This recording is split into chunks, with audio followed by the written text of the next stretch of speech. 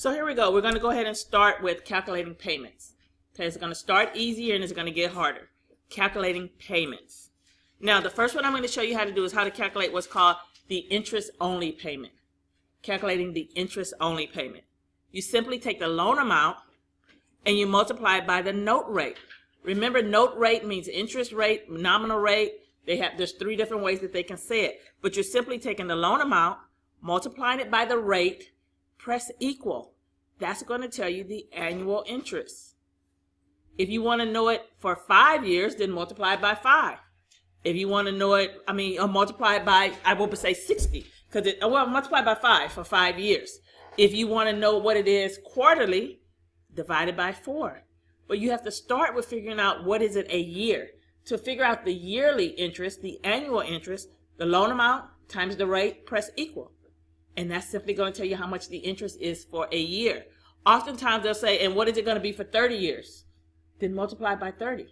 Or what is it going to be for 5 years? Then multiply by 5. What is it going to be for half a year? Then divide it by 6. You get it? But you have to start with what is it a year?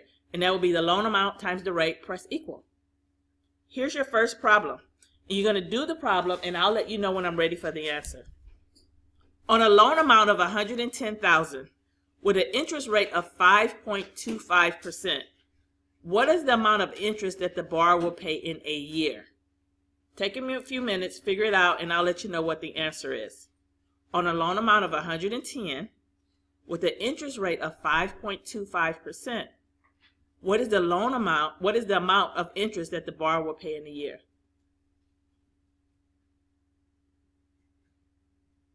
Anyone got it? A. You're simply going to take $110,000 times 5.25, press the percent sign, and read what it says. Okay? 110 times 5.25, the percent sign, equal, read what it says. The annual interest in this case is $5,775. My next question says, for the same thing, what is it a month? What do? You just simply divide it by 12. Divide it by 12, and what would the answer be? B. It's the easiest one you're going to get today. Okay, so make sure you got that. Anyone don't have that, let me know now, because it's going to get progressively harder. Calculating the annual interest rate. Another thing that you want to watch out for, and I didn't tell you in the tips, but some of the math problems, or most of them, they're always going to give you way more information than you need. And you're going to have to read in the problem to figure out what part of this you need and what part you don't. So that's another tip. Understanding reading the math problem to figure out what it is that you need. They're always going to give you way more information than what you need. But look at what they're asking you and only answer what they're asking you. Here's another one. When the loan amount is multiplied by the note rate, what is that called? The loan amount multiplied by the note rate. What did you just calculate? The annual interest charge. If it would have said divided by 12, then it would have been the monthly interest charge. Some of the math problems aren't even math on the test.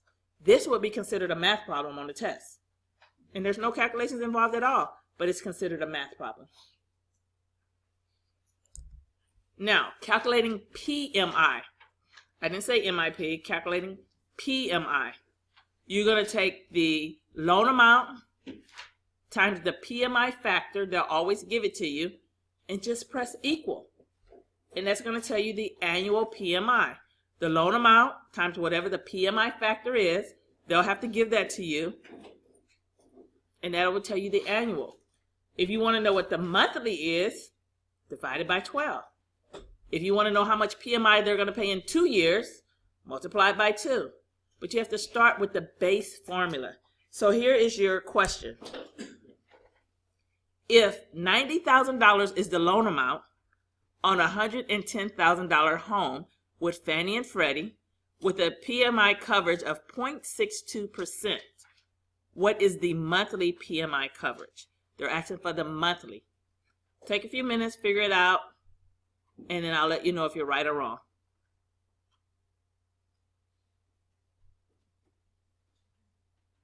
When you think you have it, let me know. B. You're going to take $90,000, they're trying to see if you know to use the 90, not the 100, because it's based on the loan amount, okay? The $90,000 times 0.62%. Key exactly that in your calculator and press equal, and then divide it by 12.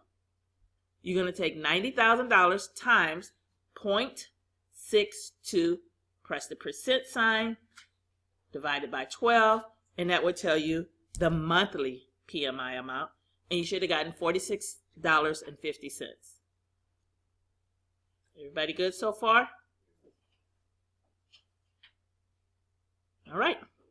That's calculating PMI. Whether it's PMI or MIP, they're always going to give you the factor. You just need to know what to do with the factor. Take the loan amount, divide it by whatever the factor is. That's going to tell you a year. If they want to know it a month, divide it by 12. Now, in calculating income, things you just have to remember. Hourly wage, remember there's 52 weeks in a year. No shortcuts, 52 weeks in a year. Bi-weekly and bi-monthly are not the same thing. Bi-weekly, there's 26 pay periods.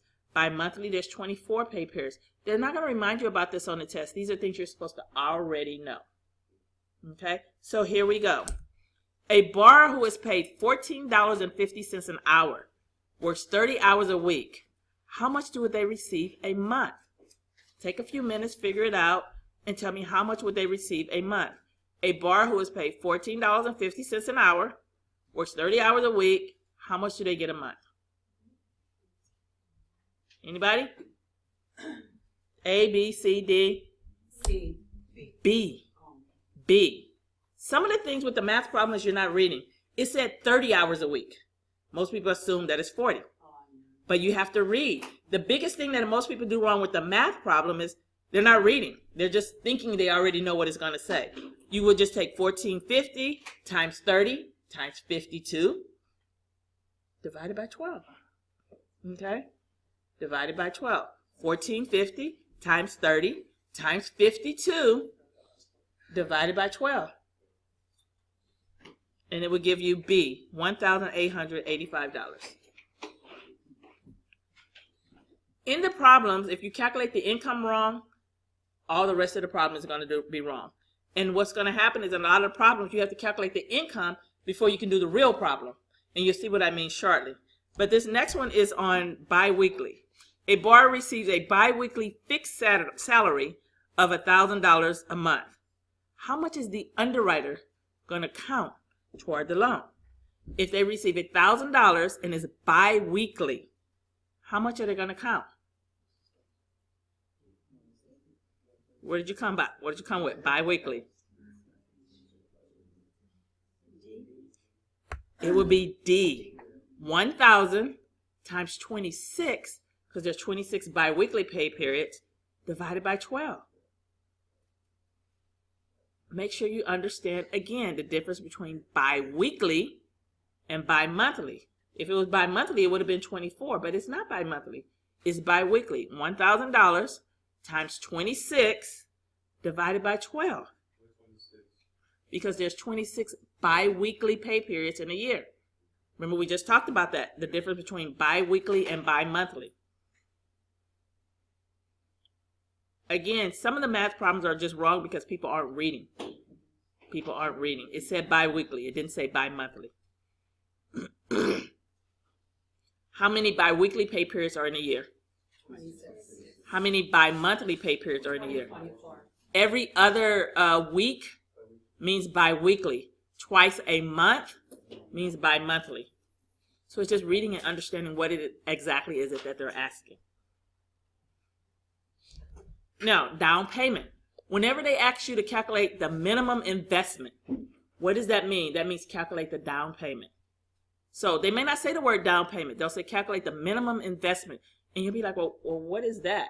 Minimum investment just means calculate the down payment. Okay? They're just using words to try to confuse you. You need to remember a few things because they're not going to remind you.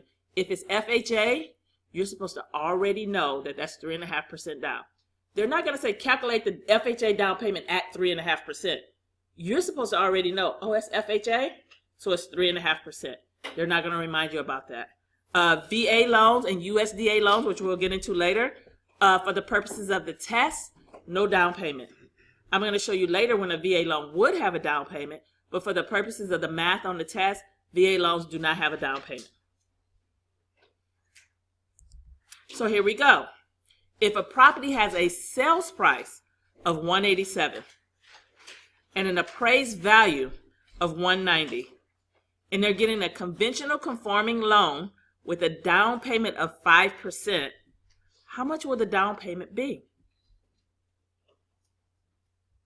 If a property has a sales price of $187, an appraised value of $190, they're getting a conventional conforming loan with a down payment of 5%.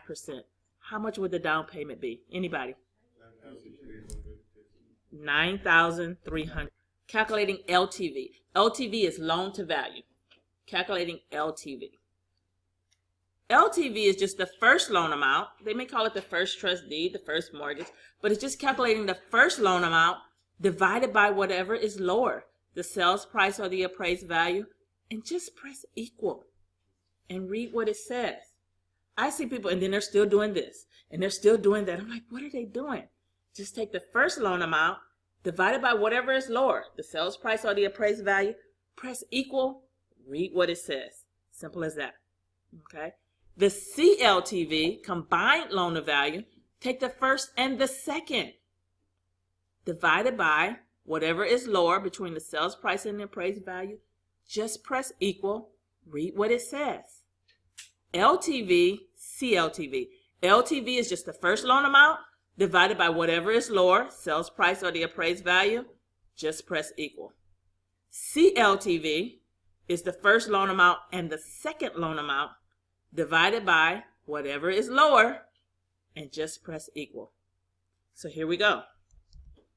If you have a home with an appraised value of $120, the sales price of $125, the loan amount on the first trust deed is $90, the loan amount on the second trust deed is $10,000.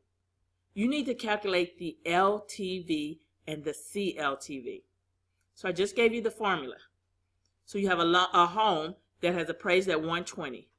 The sales price, but it has an appraised value of $120, a sales price of $125. The loan amount on the first trust deed is $90. The loan amount on the second trust deed is $10. Take a few minutes and calculate the LTV. So what do you think the LTV is? 75. And the CLTV? 83. To calculate the LTV, you'd have taken $90,000 divided by whatever is lower, which is $120, press equal, that's 75%. For the CLTV, you'd have taken the first and the second, so the 90 and the 10, divided by whatever is lower, just press equal, it would have said 83%. Write this down if you didn't get it, because you will have to know how to calculate LTV and CLTV.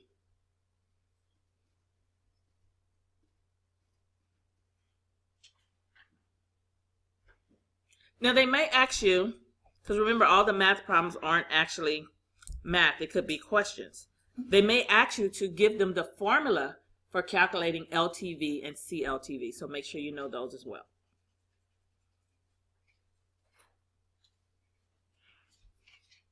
Now, the next thing that I'm going to talk about is calculating what's called acquisition costs. Calculating what's called acquisition costs. And every single class, every week, half the class get it right, the other half gets it wrong. Every week for the last 4 or 5 years. So let's see how you guys do.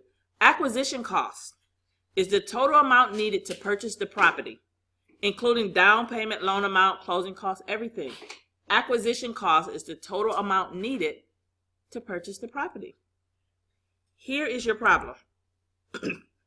Assume that the sales price is $187. The loan amount is $142,100. The closing costs are $5,500. The rate is 6.25%. What is the acquisition cost? I'm going to read that again. Assume the sales price is $187. The loan amount, $142,100. The closing cost, $5,500. The rate, 6.25%. Calculate the acquisition cost. Think about it. Go back, read the definition, and calculate the acquisition cost.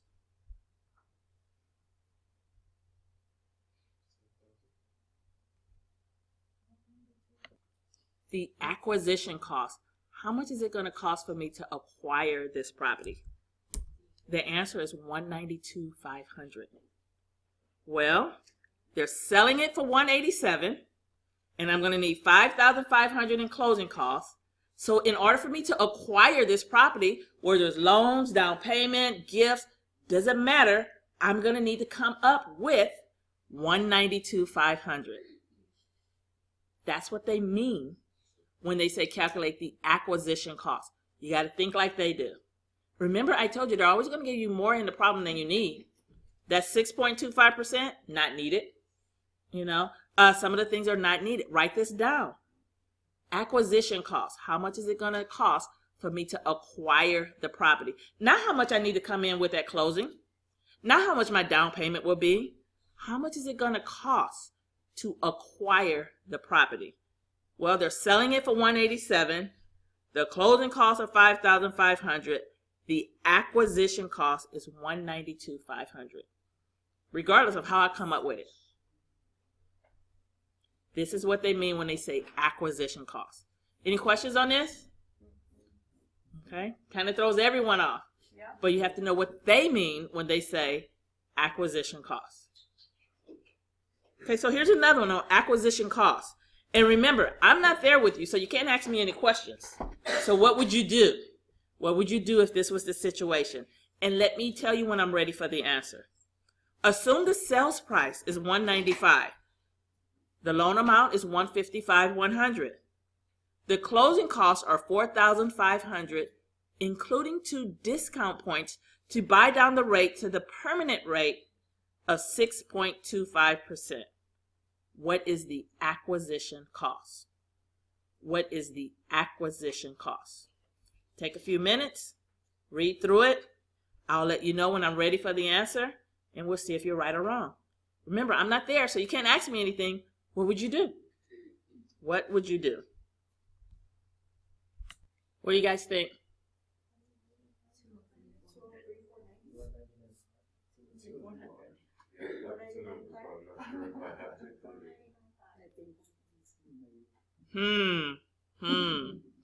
Acquisition costs, $199,500. It says including. Make sure you pay attention to where it says including or excluding the discount points.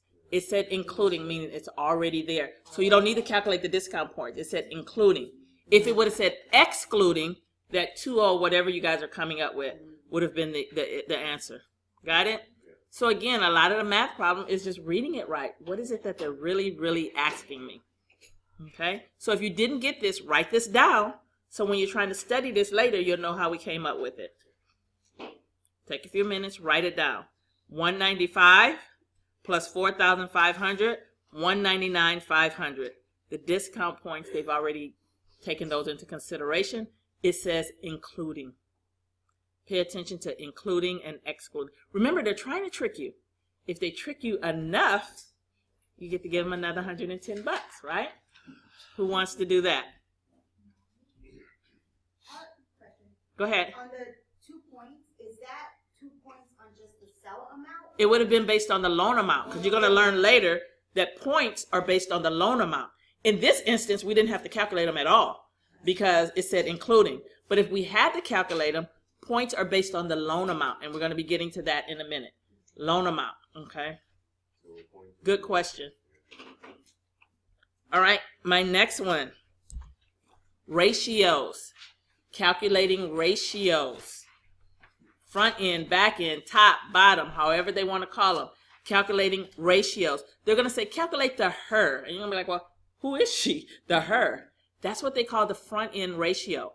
You need to know that term. Housing expense ratio. We call it here in California the front end DTI, or the top ratio. They will refer to it on the test as the her. Calculate the her. the housing expense ratio.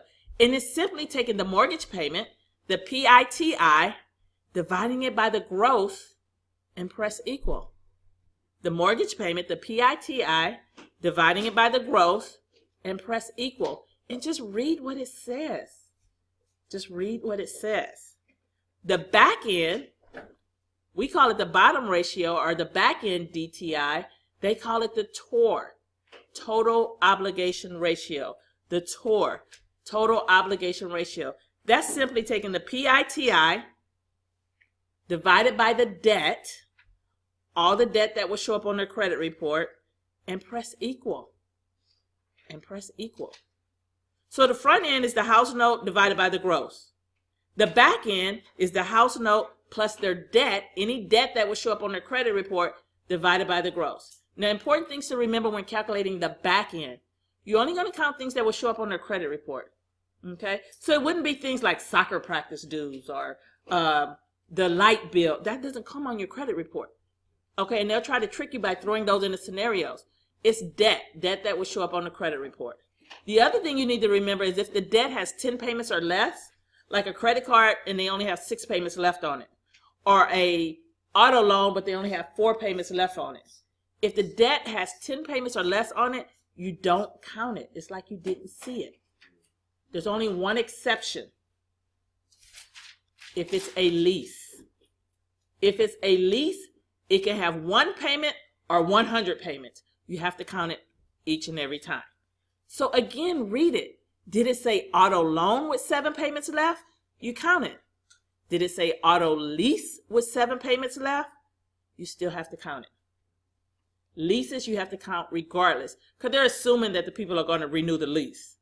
So they'll give you a problem and they'll say they have an auto lease with only 2 payments left on it. And you're thinking, oh, 2 payments, we're not going to count that. It said lease. You're going to count it regardless. Got that? Otherwise, if it's 10 or less, you wouldn't count it. But pay attention to loan versus lease when they're dealing with autos. Here's your problem. Smith's annual income is $60,000. Their expected PITI or their house note is $1,550. Their debt is $450. Find the borrower's front end and back end ratio. What is the borrower's front end and back end ratio?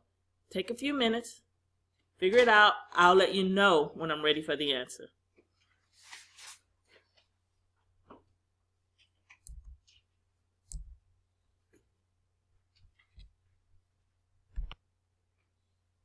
What's the front end? 31%. What's the back end? 40%. Here's how you do that. You had to first calculate the income. They gave it to you annually, so you had to figure out what it was monthly. Remember, if the income is wrong, everything else is going to be wrong. Then you're going to take the house note divided by the gross income. $1,550 divided by $5,000 equals 31%. For the back end, $1,550 plus $450, which comes out to $2,000, divided by the income, $5,000. Just press equal, 40%. Write this down so that you can know how to follow it when you go back home. The top and the bottom, the front end and the back end, the her and the tor. Calculating ratios.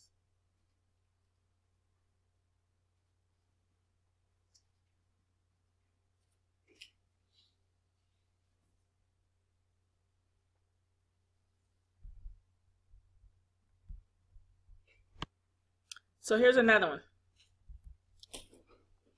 John's annual income is $45,000. His wife's monthly income is $4,500. Their house note is $1,750. Their debt is $850. So this time I have 3 things that I want you to compute. Number 1, I want to know what their total household income is. Number 2, their front end.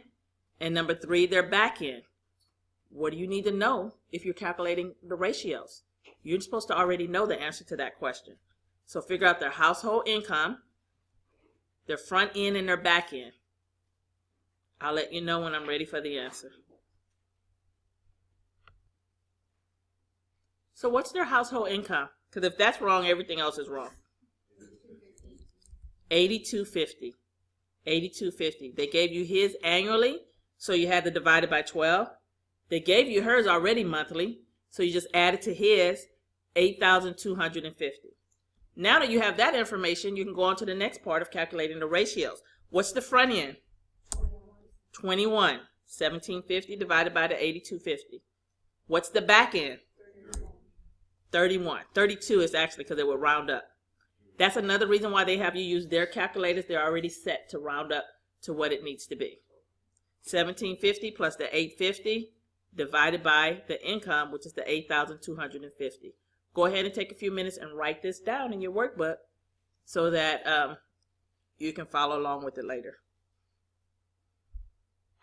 Again, some of the math problems aren't even really math. Just like this next question that I'm going to ask you, you would need to be able to know what the answer is to that. Some of you guys still writing down? Are you good?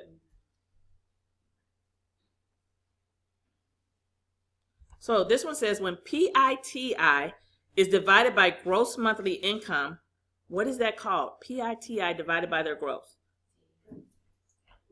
It didn't say PITI plus their debt. Just the PITI divided by their income. What would that be? D.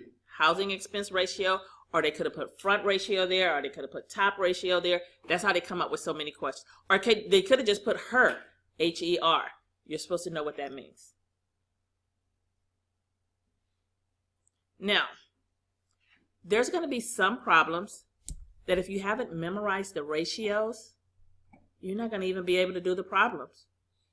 So you have to memorize the ratios. So on this chart, put an X, put a star. You have to know these. Again, there's going to be some problems. If you don't know what the FHA ratios are, you're not going to be able to do the problem. If you don't know what the conventional ratios are, you're not going to be able to do the problem. And also, no sense in arguing with me about the ratios. I have people that says, but I've seen an FHA loan where the ratios were this. Or I've seen, if you want to pass this test, the ratios that you have to use are the ones that I have here on this chart. Okay? Of course, there's other things done out there in the world. But for the exam, the generic, the ratios for conventional, 28/36. For the exam, the ratios for FHA, 31/43. That's what you have to memorize. And again, there's going to be some problems. If you don't know what these ratios are, you wouldn't be able to do them in the first place.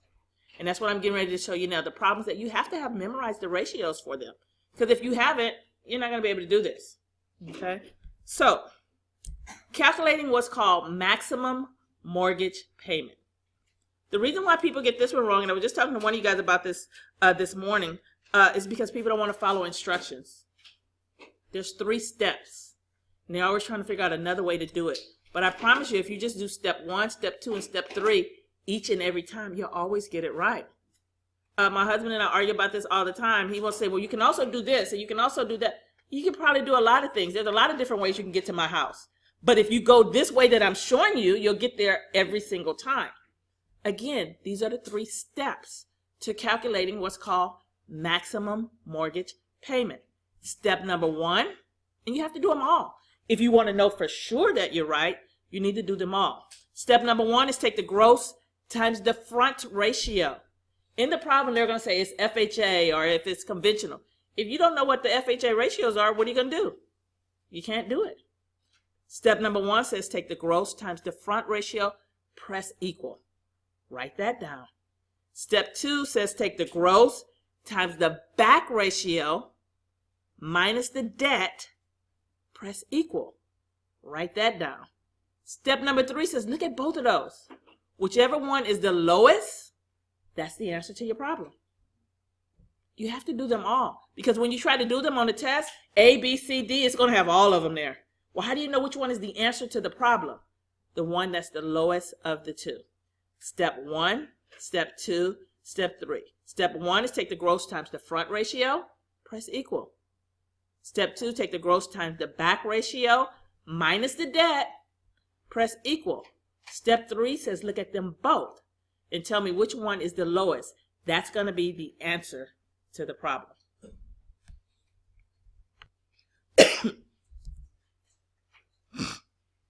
this is what they're going to look like on your exam.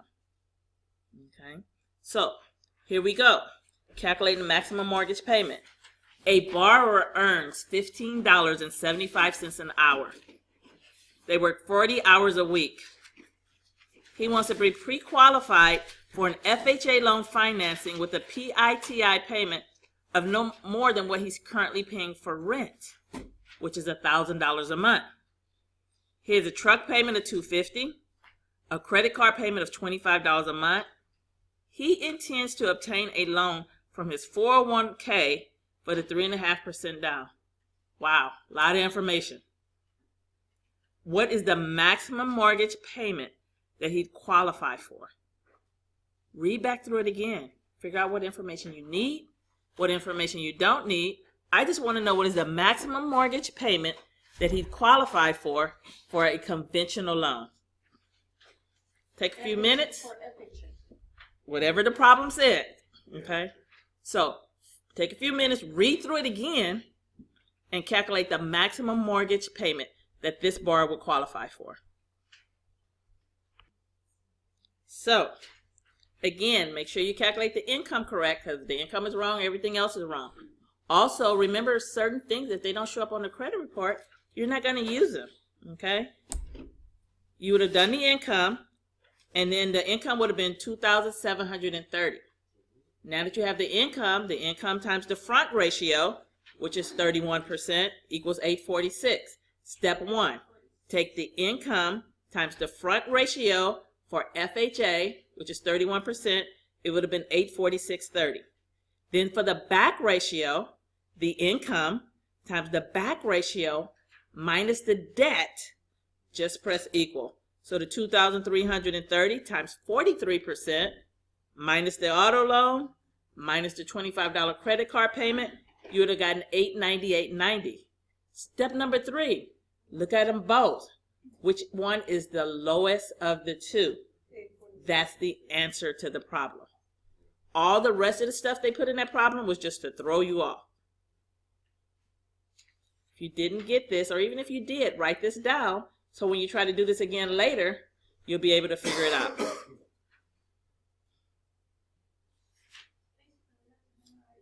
The formula. If you memorize the formula, then you can do it.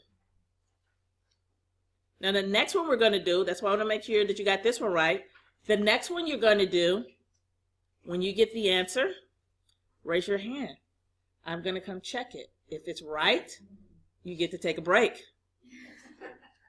If it's wrong, we need to stay here and figure out what the heck is going on. But there's 3 steps. Step number 1, the gross times the front ratio. Press equal. Step number 2, the gross times the back ratio minus the debt. Press equal. Step number 3, look at them both. Whatever is the lowest of the two is the answer to the problem.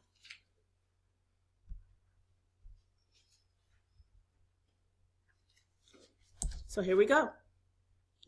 2 months ago, Lisa Zorn was honorably discharged from the Air Force, where she spent 4 years training as an airplane mechanic. After discharge, she moved to take a 40-hour-a-week apprenticeship mechanic job with a major airline where she earns $18 an hour. Last month, her husband Dave, who works for the past 2 years as a registered nurse, found a job nursing, and he makes $625 a week. What is the maximum mortgage payment that the lender will allow on a conventional loan? Take a few minutes, read through the whole thing again, and calculate the maximum mortgage payment for conventional. There you go. So, you would have had to calculate the income. Calculate the income, guys. So look up here. Remember, if the income is wrong, everything else is wrong. The income should have came to $5,823.33. If the income is wrong, everything would have been wrong. Then once you did the income, you would have done step 1 times 28%. It said conventional. That would have given you $1,631.93. Step 2, the back ratio, 2098. The answer would have been the income times 36%. Look at both of those. What's the answer to step 1? What's the answer to step 2? Whichever one is the lowest is the answer to the problem. So the answer to the problem would have been 1631.93. 1631.93. Step 1, step 2, step 3.